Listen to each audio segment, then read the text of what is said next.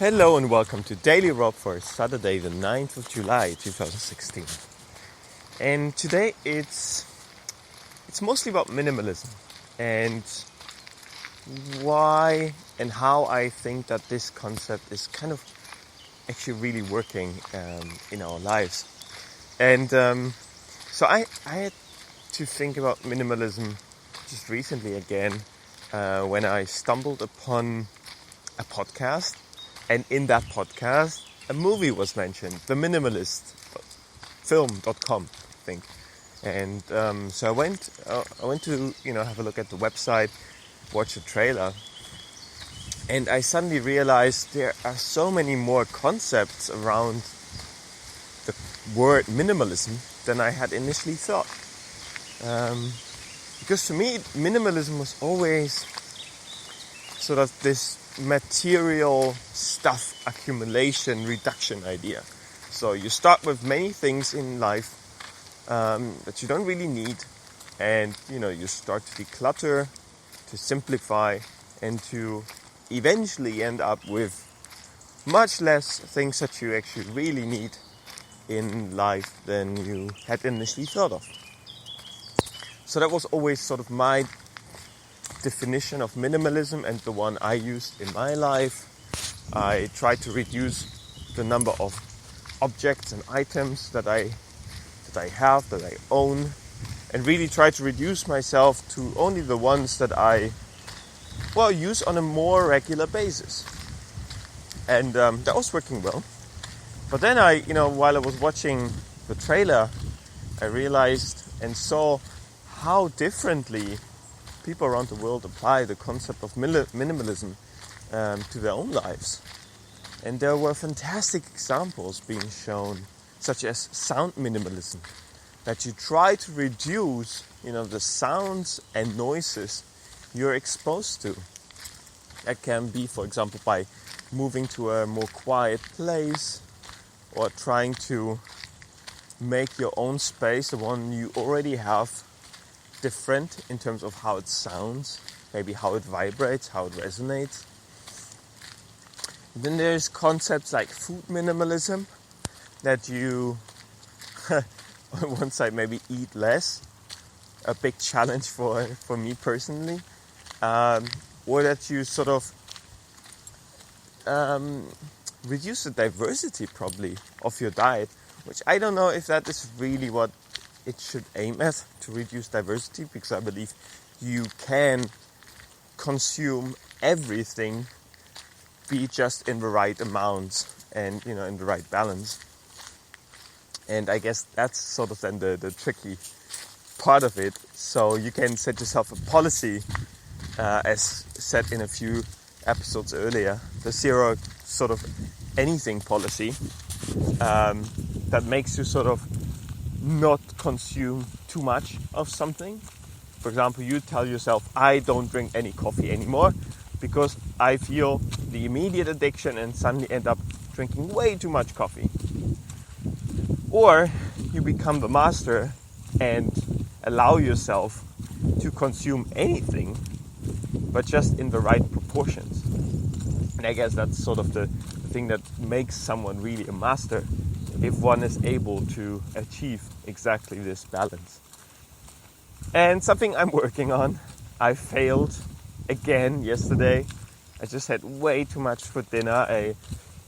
For 1 week I didn't eat any butter because there was just no butter at home. We just used oil on the bread and in whatever we had for our meals.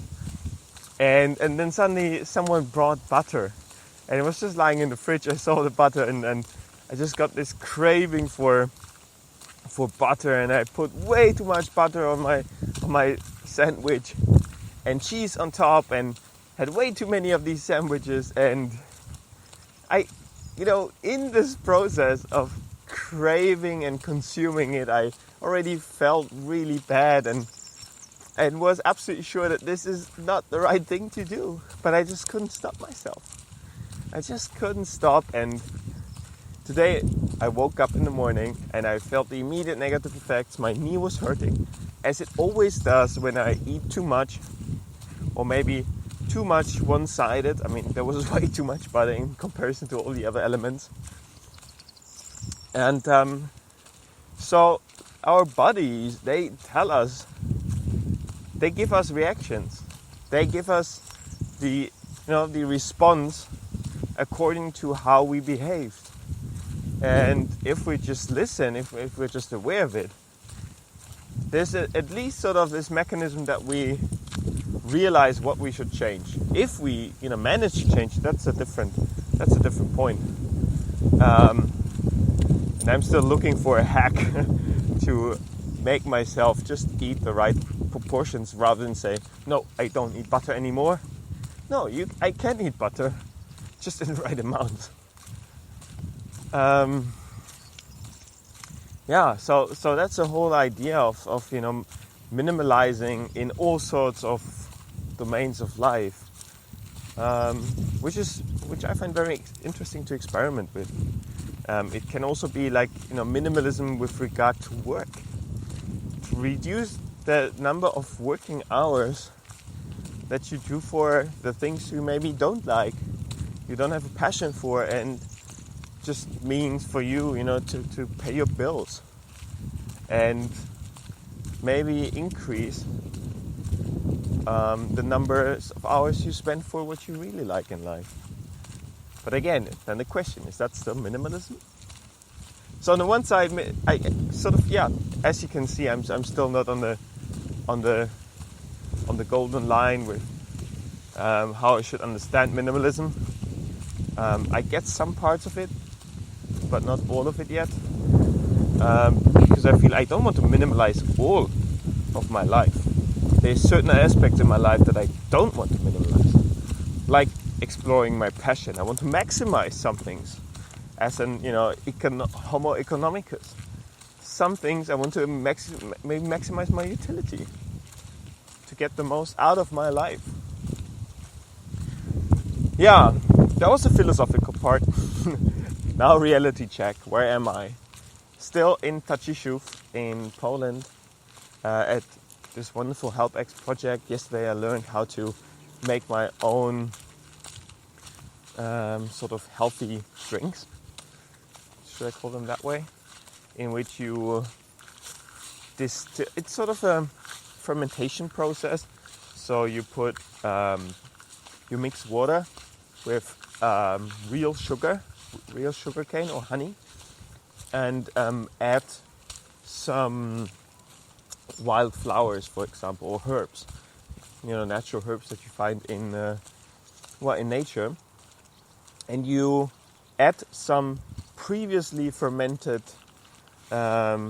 substance to it, and then you just leave it for 1 week at the warm place, and it regenerates another fermented substance, this healthy drink. And that was my learning lesson for yesterday evening, and I will definitely try to apply it in my own life, and slowly moving back to my family's place today, and then going probably to the Polish Baltic Sea to join a project for a little while, to learn how to build a natural freezer.